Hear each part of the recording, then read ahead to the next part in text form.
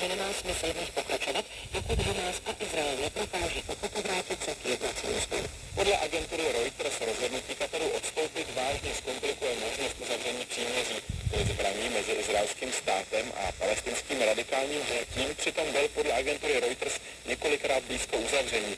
Izraelská opozice už dříve obvinila ze sabotáže dohody premiéra Benjamina Netanyahua. Válku mezi Izraelem a Hamásem spustil teroristický útok 7. října loňského roku, při kterém útočníci zabili necelých 12 lidí. Při odvetné operaci v pásmu Gazy zabila izraelská armáda nejvyšší představitele Hamásu. 70% obětí ale podle OSN tvoří ženy a děti. Jakub Lucký, Radiožurnál. Francouzská energetická společnost EDF se odvolá proti rozhodnutí Českého úřadu pro ochranu hospodářské soutěže v tendru na dostavbu jaderné elektrárny Dukovany. Informovala o tom francouzská televize BFM. Úřad pro ochranu hospodářské soutěže koncem října zamítl námitky francouzské společnosti EDF i americké firmy Westinghouse. Vláda v létě dala přednost nabídce jihokorejské firmy KHNP. Francouzská společnost EDF podá odvolání proti rozhodnutí